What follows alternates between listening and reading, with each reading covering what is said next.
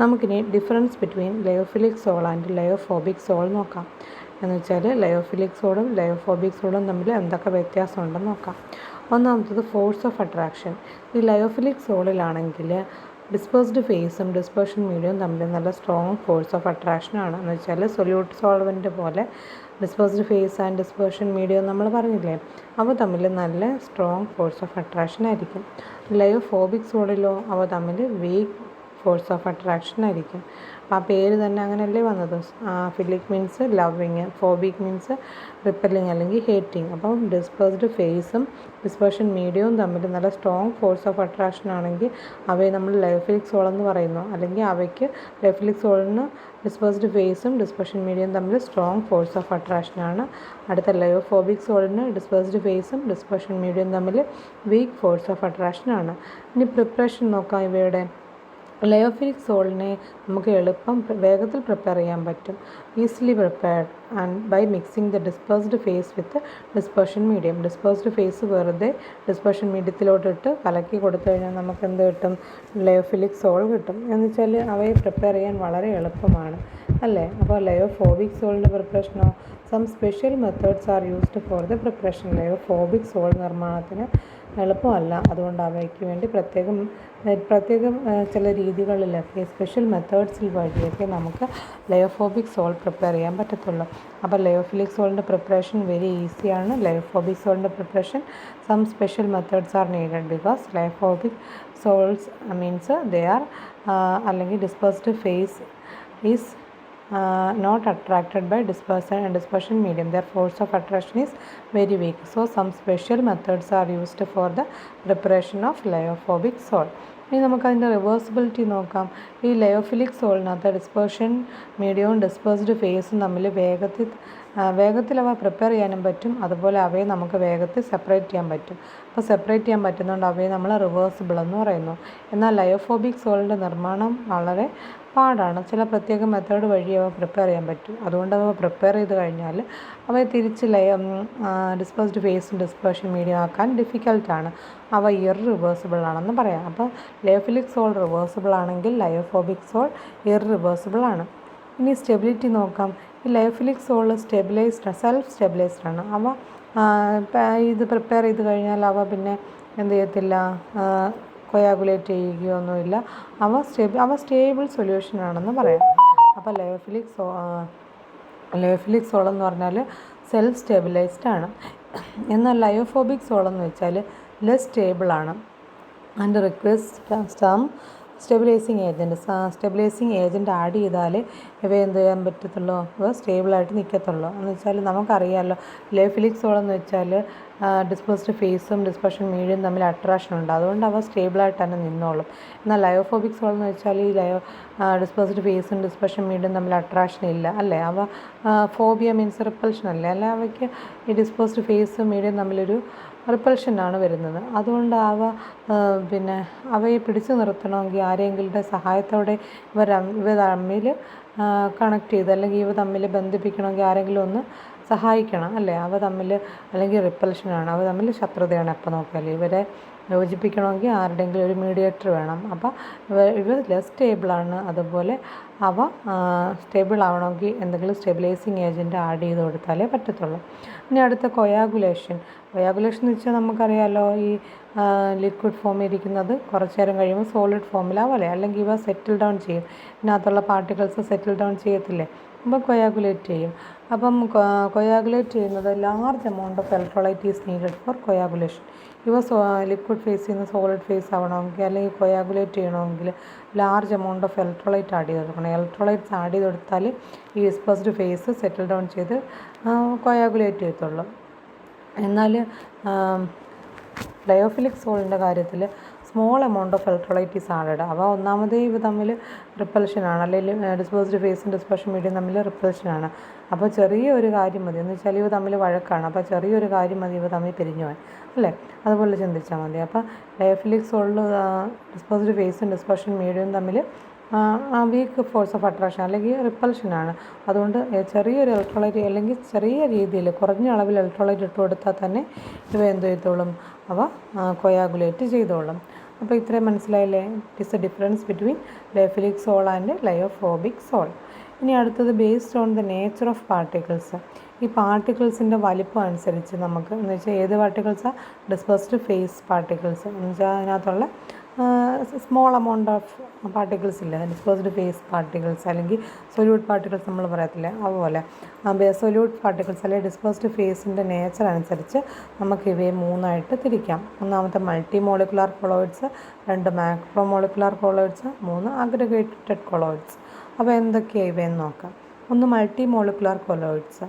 അപ്പം they contain an aggregate of atoms or molecules having dimension it is less than 1, dimension less than 1 ആയിട്ടുള്ള ഈ ചില molecules ഉണ്ട്. അല്ലെങ്കിൽ ഈ ഡിസ്പേഴ്സ്ഡ് ഫേസിൻ്റെ ഡയമെൻഷൻ ഒന്നിൽ കുറവാണെങ്കിൽ ഇവ കൊളോയിഡ്സ് എന്ന് വിളിക്കാൻ ഒക്കത്തില്ലല്ലോ. ഒന്നിൽ കൂടണ്ടേ അവ കൊളോയിഡ് ആവണമെങ്കിൽ. അപ്പോൾ ഒന്നിൽ കുറവാണെങ്കിൽ ഇവയെ കൊളോയിഡെന്ന് വിളിക്കത്തില്ല. അപ്പോൾ ഇവരെന്തോ ചെയ്യും? ഞങ്ങളെ കൊളോയിഡെന്ന് എന്തായാലും വിളിക്കണമല്ലോ. അപ്പോൾ ഇവരെന്തോ ചെയ്യും? ഇവർ തീരുമാനിക്കും ഞങ്ങൾ ഒറ്റയ്ക്കിരുന്നാൽ ഒന്നിൽ കുറവാണ്. അപ്പോൾ ഇവരെന്തോ ഇവർ വിചാരിക്കും നമുക്ക് ആരുമായിട്ടെങ്കിലും കമ്പൈൻ ചെയ്തിരിക്കും. അപ്പോൾ ഒന്നിൽ കുറവുള്ള കുറച്ച് പേര് കമ്പൈൻ ചെയ്തിരിക്കുമ്പോൾ ഒന്നിൽ കൂടുതലാവത്തില്ല, അതുപോലെ വരും. They contain aggregate of atoms or molecules having dimension less than 1 nanometer. 1 nanometer കുറഞ്ഞ ഡയമെൻഷൻ ഉള്ളവരെല്ലാം കൂടെ ചേർന്ന് ഡയമെൻഷൻ 1 നാനോമീറ്റർ കുറഞ്ഞ എല്ലാ കുറച്ച് മോളിക്യൂൾസിൻ്റെ ഒരു കൂട്ടമാണ് ഈ മൾട്ടി മോളിക്കുലാർ കൊളോയിഡ്സ് എന്ന് പറയുന്നത്. ദീസ് പാർട്ടിക്കിൾസ് ഇവ തമ്മിൽ കമ്പൈൻ ചെയ്യുന്നത് ഏത് ഫോഴ്സ് വഴിയാണ്? Weak van der Waals force of attraction. അപ്പോൾ these particles are bind together by weak van der Waals force of attraction and form particles of colloidal dimension. ഇവ തമ്മിൽ അപ്പോൾ എങ്ങനെ കമ്പൈൻ ചെയ്യുന്നത്? വാൻ ഡെർ വാൾസ് ഫോഴ്സ് വഴിയാണ് combine ചെയ്യുന്നത്. അപ്പോൾ ഇവ കമ്പൈൻ ചെയ്യുമ്പോൾ നേരത്തെ ഒന്നിൽ കുറവായിരുന്നല്ലോ ഇവരുടെ ഡയമെൻഷൻ. ഇപ്പോൾ ഇവർ കൂടി ഒരു കൂട്ടം ചേർന്ന് വന്നപ്പോൾ ഇവരുടെ ഡയമെൻഷൻ ഒന്നിൽ കൂടുതലായി. അപ്പോൾ അവ കൊളോയിഡൽ സൈസിലായി.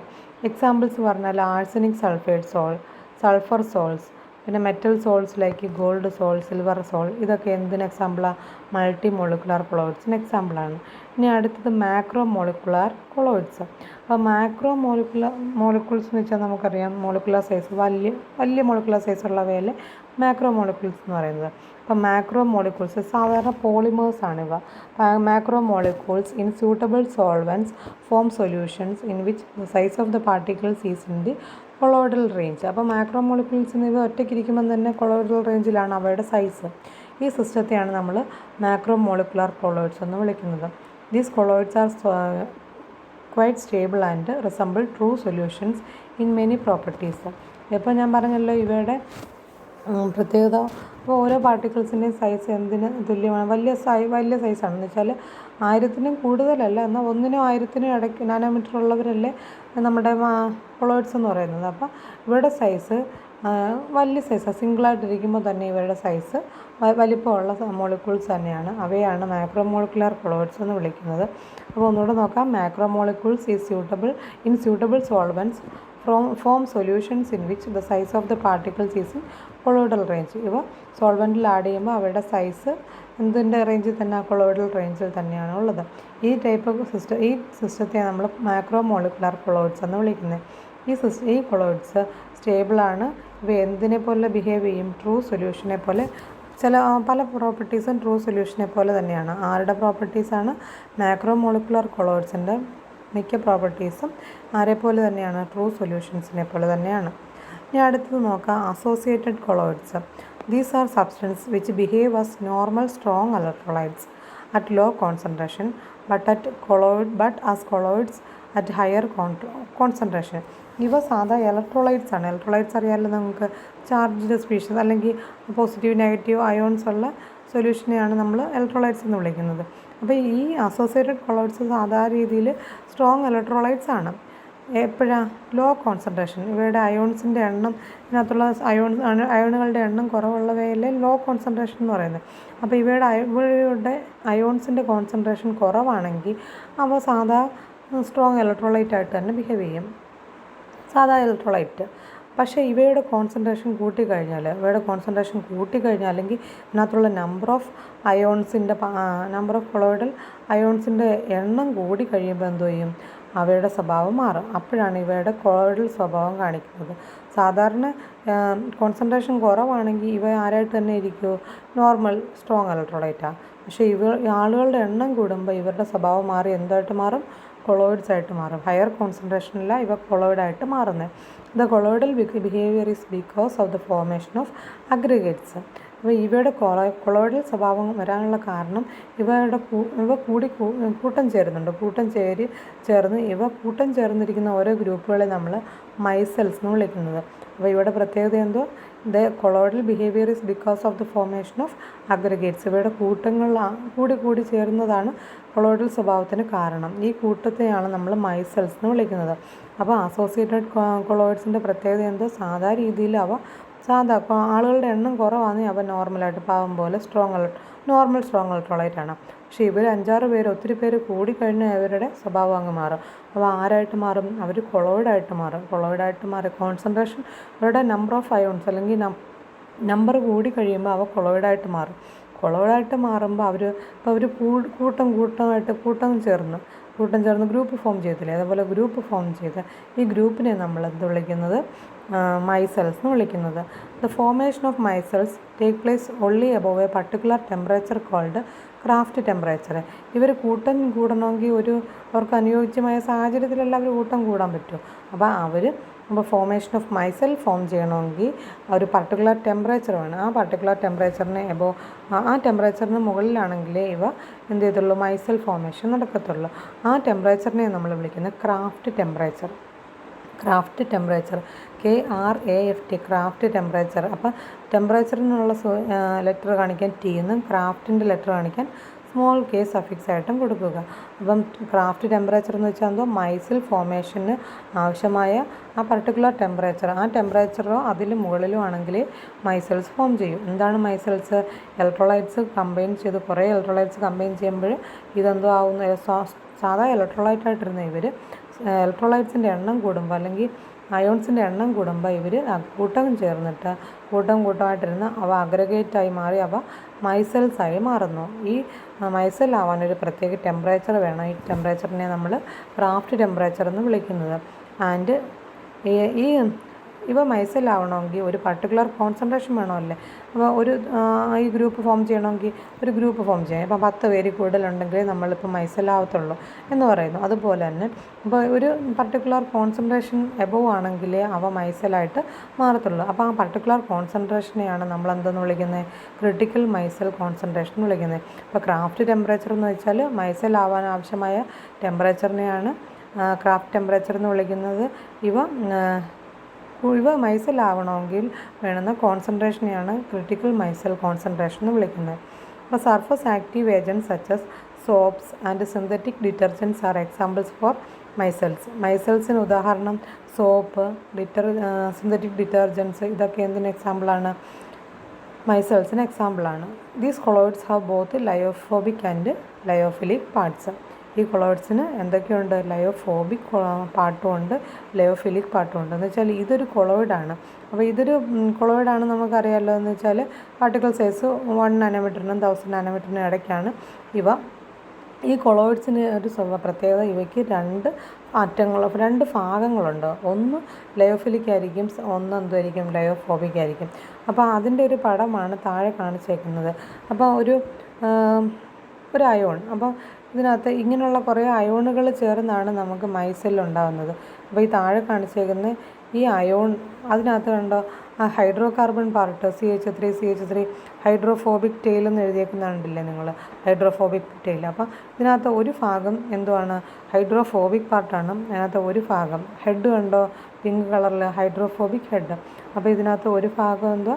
ഹൈഡ്രോഫോബിക് ഹെഡാണ്, ഒരു ഭാഗം ഹൈഡ്രോഫിലിക് ടെയിലാണ്. ആ hydro carbon part stearate ion. അപ്പോൾ ഇതൊരു സോപ്പ് മോളിക്യൂളിൻ്റെ പിക്ചറാണ് താഴെ കൊടുത്തേക്കുന്നത്. ഈ സോപ്പ് മോളിക്യൂൾസ് എന്തിന് എക്സാമ്പിളാണെന്ന് പറഞ്ഞാൽ നമ്മൾ അസോസിയേറ്റഡ് കൊളോയിഡിന് എക്സാമ്പിളാണെന്ന് പറഞ്ഞില്ലേ? ഈ സോപ്പ് മോളിക്യൂളിന് 2 ഭാഗമുണ്ട്. ഹൈഡ്രോ കാർബൺ പാർട്ട്, അതാണ് ലോങ്ങസ്റ്റ് പാർട്ട്. ആ പാർട്ട് എന്താണ്? ഹൈഡ്രോഫോബിക് ആണ്, വാട്ടർ റിപ്പല്ലിംഗ് ആയിരിക്കും. ഹൈഡ്രോ മീൻസ് വാട്ടർ അല്ലേ? ഹൈഡ്രോഫോബിക് വാട്ടർ റിപ്പല്ലിംഗ് ആയിരിക്കും. അതാണ് അവിടെ ടെയിൽ ഭാഗം. ഇനി ആ പിങ്ക് കളറിൽ കാണിച്ചേക്കുന്ന സർക്കിള് ഈ മോളിക്യൂളിൻ്റെ ഹെഡാണ്. ഇത് ഹൈഡ്രോഫിലിക് ആണ്. ഹൈഡ്രോഫിലിക് എന്ന് വെച്ചാൽ വാട്ടർ ലവിങ് ആണ്. ഈ പിക്ചർ തന്നെ താഴെ നമ്മൾ കഴിഞ്ഞ വർഷം പഠിച്ചില്ലേ? നമ്മൾ ഈ ടൈപ്പ് ബോണ്ട് ലൈൻ സ്ട്രക്ചർ പഠിച്ചതല്ലേ? ഇപ്പം ഹൈഡ്രോ കാർബൺ പാർട്ട് അല്ലെങ്കിൽ കാർബണും ഹൈഡ്രജനും കാണിക്കാതെ വരയ്ക്കുന്നതാണ് താഴെ കാണിച്ചേക്കുന്ന പിക്ചർ. ആ മേളിൽ കാണിച്ചേക്കുന്നത് ബോണ്ട് ലൈൻ സ്ട്രക്ചറിൽ കാണിച്ചേക്കുന്നതാണ് താഴത്തെ സ്ട്രക്ചർ. അപ്പം ഹൈ സോപ്പ് മോളിക്യൂൾസ് അല്ലെങ്കിൽ ഇങ്ങനെയുള്ള മൈസലിനകത്ത് കമ്പൈൻ ചെയ്യുന്ന മോളിക്യൂളിന് ഹൈഡ്രോഫോബിക് പാർട്ടും ഉണ്ട്, ഹൈഡ്രോഫിലിക് പാർട്ടും ഉണ്ട്. അപ്പോൾ നമുക്ക് ഇതിൻ്റെ മെക്കാനിസം എങ്ങനെയാണെന്ന് നോക്കാം, ഈ മൈസൽ എങ്ങനെയാണ് ഫോം ചെയ്യുന്നതെന്ന് നോക്കാം. അപ്പോൾ ഞാൻ നേരത്തെ പറഞ്ഞ കണക്ക് ഈ മൈസൽ ഫോം ചെയ്യാനുള്ള ഓരോ മോളിക്യൂൾസ്, ഇപ്പോൾ താഴെ കാണിച്ചേക്കുന്ന സോപ്പ് മോളിക്യൂളാണ്. അത് ഈ സോപ്പ് എന്ന് പറഞ്ഞാൽ എന്തോ sodium or potassium salt of a higher fatty ആസിഡാണ്. ഈ സോപ്പ് മോളിക്യൂൾ യഥാർത്ഥത്തിൽ എന്തുവാണ്? Sodium or potassium salt of a higher fatty ആസിഡാണ്. എന്ന് വെച്ചാൽ ഈ കാണിച്ചേക്കുന്ന മോളിക്യൂൾസിൻ്റെ ആ ഹെഡ് പാർട്ട് കണ്ടില്ലേ, ആ ഹെഡ് പാർട്ടിൻ്റെ അവിടെ C ഡബിൾ ബോണ്ടോ O മൈനസിൻ്റെ അവിടെ, ആ മൈനസിൻ്റെ അവിടെ ഏതോ ഒരു അയോൺ അവിടെ നിന്ന് പോയതല്ലേ, അപ്പോൾ അവിടെ Na വരാം, സോഡിയം വരാം, അല്ലെങ്കിൽ പൊട്ടാസ്യം വരാം. എന്ന് വെച്ചാൽ COO Na എന്ന് വരാം, അല്ലെങ്കിൽ O മൈനസ് കഴിഞ്ഞ് K, പൊട്ടാസ്യമാണ് വരുന്നതെങ്കിൽ O മൈനസിൻ്റെ അപ്പുറത്ത് എന്ത് വരും? K എന്ന് വരും. സോഡിയം ആണെങ്കിൽ O മൈനസിൻ്റെ അപ്പുറത്ത് Na വരും. അപ്പോൾ ഇതൊരു അയോണാണ് കാണിച്ചേക്കുന്നത്. ഒരു അയോണിൻ്റെ ഏത് പാർട്ടാണ്? ആനയോൺ പാർട്ടാണ് കാണിച്ചേക്കുന്നത്. അപ്പോൾ ഈ ആനയോൺ പാർട്ടിൻ്റെ കൂടെ ഒരു കാറ്റയോൺ പാർട്ട് ഉണ്ടായിരുന്നു. ആ കാറ്റയോൺ പാർട്ട് സോഡിയം അയോൺ ആണെങ്കിൽ ഇവിടെ Na വന്നേനെ, പൊട്ടാസ്യം അയോൺ ആണെങ്കിൽ K വന്നേനെ. അപ്പോൾ ഇതിൻ്റെ ഫോർമുല നമ്മൾ നേരത്തെ മേളിൽ പറഞ്ഞേക്കുന്നത് RCOONA. R എന്ന് വെച്ചാൽ ആ ടെയിൽ ഭാഗം അല്ലെങ്കിൽ ഹൈഡ്രോഫോബിക് പാർട്ടിനെല്ലാം കൂടെ ഒരുമിച്ചാണ് R എന്ന് കൊടുത്തേക്കുന്നത്. COO എന്ന് പറഞ്ഞേക്കുന്നത് അവിടെ കാർബൺ, ആ പിങ്ക് കളറിൽ കാണിച്ചേക്കുന്ന ഭാഗമാണ് COO. അതിൻ്റെ കൂടെ സോഡിയമാണ് വരുന്നതെങ്കിൽ RCONA എന്ന് വരും, പൊട്ടാസ്യം ആണെങ്കിൽ RCOK എന്ന് വരും അല്ലേ. അപ്പോൾ ഈ പാർട്ടാണ് കാണിച്ചേക്കുന്നത്. അപ്പോൾ ഒന്നുകൂടെ ഞാൻ പറയാം. ആൻ എക്സാമ്പിൾ ഫോർ മൈസിലിൻ ഈസ് സോപ്പ് സൊല്യൂഷൻ മൈസലിന് എക്സാമ്പിളാണ്. സോപ്പ് സൊല്യൂഷൻ ഈ sodium or potassium salt of a higher fatty acid. Soap solution എന്ന് വെച്ചാൽ sodium or potassium salt of higher fatty acid ആണ്. ഇതിൻ്റെ സ്ട്രക്ചറാണ് ഈ താഴെ കൊടുത്തേക്കുന്നത്. അതിനെ എങ്ങനെ കാണിക്കാം? RCOO മൈനസ് Na പ്ലസ് എന്ന് കൊടുക്കാം. ഇത് അയോൺ അല്ലേ, അതുകൊണ്ടാണ് മൈനസ് പ്ലസ് ചാർജ് വരുന്നത്. When dissolved in water it dissociated into RCOO minus and Na plus ions. അപ്പം ഈ താഴെ കൊടുത്തേക്കുന്ന പിക്ചറിൽ വാട്ടർ ഡിസോസിയേറ്റ് ചെയ്ത് കിടക്കുന്നുണ്ട്, അതിനെ Na പ്ലസിനെ കാണിക്കാത്തത്. അപ്പോൾ RCOO മൈനസ് പാർട്ടായിട്ടാണ് കാണിച്ചേക്കുന്നത്. അപ്പോൾ RCOO minus ion consist of 2 parts. ഈ അയോണിനകത്ത് RCOO മൈനസ് അയോൺസിന് 2 ഭാഗമുണ്ട്. എന്തൊക്കെയാണ്? A long hydro carbon chain R. ഈ ഹൈഡ്രോ കാർബൺ ചെയിനിന് R എന്നങ്ങ് കൊടുത്തേക്കുക നമ്മൾ മൊത്തത്തിൽ. അപ്പോൾ ഈ താഴെ കൊടുത്തേക്കുന്ന സോപ്പ് അയോണിന് ഏതൊക്കെ പാർട്ടുണ്ട്? Hydro carbon part, a long hydro carbon chain R, അതാണ് ഹൈഡ്രോഫോബിക് ടെയിലായിട്ട് വരുന്നത്. ആൻഡ് ഈ പാർട്ട് നോൺ പോളാറാണ്. അപ്പോൾ വാട്ടർ റിപ്പല്ലിംഗ് അല്ലേ, ഹൈഡ്രോ കാർബൺ പാർട്ട് പൊതുവേ നോൺ പോളാറാണ്. അപ്പം അവയെ നോൺ പോളാർ പാർട്ടാണ് അതാണ് ഈ മോളിക്യൂളിൻ്റെ ടെയിൽ എന്ന് പറയുന്നത്. ഇനി അടുത്ത് അതിനകത്തൊരു ഈ ഭാഗം, ഈ R എന്ന് പറയുന്ന പാർട്ട് നോൺ പോളാറാണ്, അത് ഹൈഡ്രോഫോബിക്കാണ്, വാട്ടർ റിപ്പല്ലിംഗ് ആണ്. അത് ഞാൻ നേരത്തെ പറഞ്ഞതാണല്ലോ. ഇനി ആ ഹെഡ് പാർട്ട് നോക്കിക്കേ, ഈ ഹെഡ് പാർട്ടിനകത്ത് എന്തുണ്ട്? ഒരു ചാർജ് ഉണ്ടല്ലേ, അപ്പം പോളാറാണ്. വാട്ടറും പോളാറാണല്ലോ. കാരണം എന്താ? വാട്ടറിനകത്ത് H2O നമ്മൾ പണ്ട് പഠിച്ചാണ്, ഹൈഡ്രജൻ ബോണ്ടിങ് വരുന്നുണ്ടല്ലേ. അപ്പോൾ ഹൈഡ്രജൻ ബോണ്ടിങ് വരുന്നുണ്ട്. അതുപോലെ വാട്ടറിനകത്ത് H2Oനകത്ത് ഓക്സിജൻ ഇലക്ട്രോനെഗറ്റിവിറ്റി കാണിക്കുന്നുണ്ടല്ലേ. അപ്പോൾ ഓക്സിജൻ സ്ലൈറ്റ്ലി ഇലക്ട്രോനെഗറ്റീവാണ്. അപ്പോൾ ആ വാട്ടർ ഈസ് സ്ലൈറ്റ്ലി പോളാറാണ്. അപ്പോൾ വാട്ടർ പോളാറാണ്. ഈ കാണിച്ചേക്കുന്ന മോളിക്യൂളിൻ്റെ ഹെഡ് പാർട്ട് പോളാറാണ്. അപ്പോൾ ഈ ലൈക്ക് ഡിസോൾവ്സ് ഇൻ ലൈക്ക് എന്നല്ലേ പറഞ്ഞത്, അതുകൊണ്ട് ഇത് വാട്ടർ ലവിങ് ആണ്. അപ്പോൾ ഇതിൻ്റെ head polar group COO minus എന്ന് പറയുന്ന ഈ ഹെഡ് എന്ന് പറയുന്നത് പോളാറാണ്. ഈ പോളാർ അയോണിക് ഹെഡാണ്. ഇതെന്ന് പറയുന്നത് ഹൈഡ്രോഫിലിക് ആണ്, വാട്ടർ ലവിങ് ആണ്. അപ്പോൾ ഈ സ്ട്രക്ചർ മനസ്സിലായെന്ന് ഞാൻ വിശ്വസിക്കുന്നു. അപ്പം ഇനി താഴെ നോക്കാം. The RCOO minus ions R present on the surface with there COO minus groups in water and the hydro carbon chains at the surface. അപ്പം നിങ്ങൾക്ക് ഇതിൻ്റെ മൈസൽ ഫോർമേഷൻ്റെ പിക്ചർ കണ്ടാൽ ഇതൊരു മൈസലിൻ്റെ പിക്ചറാണ്. അപ്പോൾ അതിനകത്ത് ബ്ലൂ പാർട്ട് എന്ന് പറഞ്ഞാൽ യെല്ലോ പാർട്ട് എന്ന് പറയുന്നത് നമ്മൾ നേരത്തെ കണ്ട ടെയിലാണ്. ഗ്രീൻ പാർട്ടെന്ന് വെച്ചാൽ നമ്മുടെ നേരത്തെ കണ്ട RCOO മൈനസ് ഹെഡാണ്. അപ്പം സോപ്പ് വാട്ടറിനകത്ത് ലയിപ്പിക്കുക, അല്ലെങ്കിൽ സോപ്പ് മോളിക്യൂൾസ് വാട്ടറിൽ വരുമ്പോൾ നടക്കുന്ന സംഭവമാണ് ഈ കാണിച്ചേക്കുന്നത്. അതിനകത്ത് ഈ സോപ്പ് അഗ്രിഗേറ്റ് അല്ലേ, ഇവരെല്ലാം കൂടെ കൂടെ ചേർന്നിരിക്കുമ്പോഴല്ലേ മൈസൽ എന്ന് പറയുന്നത്. അപ്പോൾ ഈ സോപ്പ് മോളിക്യൂൾസിൻ്റെ ടെയിൽ പാർട്ട് അല്ലെങ്കിൽ ഹൈഡ്രോ കാർബൺ പാർട്ട് അത് വാട്ടർ ഹീറ്റിംഗ് അല്ലേ, അല്ലെ വാട്ടർ റിപ്പല്ലിംഗ് അല്ലേ. അപ്പം ഈ ഹൈഡ്രോ കാർബൺ പാർട്ട് അല്ലെങ്കിൽ അവയെ എന്തെന്ന് വിളിക്കാം, ഹൈഡ്രോഫോബിക് ടെയിലാണ്. അപ്പോൾ ഈ ആർത്ത് എന്ന് പറഞ്ഞ പാർട്ടാണ് താഴെ കാണിച്ചേക്കുന്നത്, ആ യെല്ലോ പാർട്ട്. അവയെല്ലാം കൂടി കമ്പൈൻ ചെയ്തിരിക്കും. അവയെല്ലാം അപ്പം വാട്ടറിനെ റിപ്പൽ ചെയ്യുക അല്ലെങ്കിൽ വാട്ടറിനെ ഇഷ്ടപ്പെടാത്തതുകൊണ്ട് അവയെല്ലാം കൂടെ ഒരുമിച്ചിരിക്കും. എന്നാൽ ഹെഡ് പാർട്ടെല്ലാം കൂടെ ഇതൊരു സർക്കുലർ ഷേപ്പിലാണ് ഇവ കമ്പൈൻ ചെയ്യുന്നതെങ്കിൽ ഈ ഹെഡ് പാർട്ടെല്ലാം സർക്കിളിൻ്റെ മുകളിലായിരിക്കും, അല്ലെങ്കിൽ അത് സർഫസിലായിരിക്കും. ടെയിൽ പാർട്ടെല്ലാം എവിടെ ആയിരിക്കും, അതെല്ലാം ഒരു സെൻറ്ററിലോട്ട് വന്നിരിക്കും അല്ലേ. അപ്പോൾ ഈ പിക്ചറിൽ നിന്ന് നിങ്ങൾക്ക് മനസ്സിലാവും ഹൈഡ്രോഫിലിക് ഹെഡ് എന്ന് സർഫസിലായിരിക്കും, ഹൈഡ്രോഫോബിക് ടെയിൽ എവിടെ ആയിരിക്കും, ഈ സെൻറ്ററിലോട്ടായിരിക്കും പ്രൊജക്റ്റ് ചെയ്യുന്നത്. അപ്പോൾ നിങ്ങൾ ആ പിക്ചറിൽ കണ്ടായിരുന്നല്ലോ. അപ്പോൾ RCO- അയോൺസ് എവിടെയാണ് കാണുന്നത്, ആ പച്ച കളറിൽ കണ്ടത്, they are present on the surface with their CO- group in water. അപ്പോൾ CO- ഗ്രൂപ്പ് വാട്ടറിലോട്ട് ഫോക്കസ് ചെയ്തിരിക്കും അല്ലെങ്കിൽ സർഫസിലോട്ടായിരിക്കും. And the hydro carbon chains, നമ്മൾ ആ യെല്ലോ കളറിൽ കണ്ട് ആ ചെയിൻ അല്ലെങ്കിൽ ആ എൻഡ് അല്ലെങ്കിൽ ടെയിൽ എന്ന് പറയാം, അത് എങ്ങോട്ടായിരിക്കും, ഹൈഡ്രോ കാർബൺ ചെയിൻ അത് അല്ലെങ്കിൽ ഇൻവേർഡ് അകത്തോട്ടായിരിക്കും ഇരിക്കുന്നത്. അപ്പം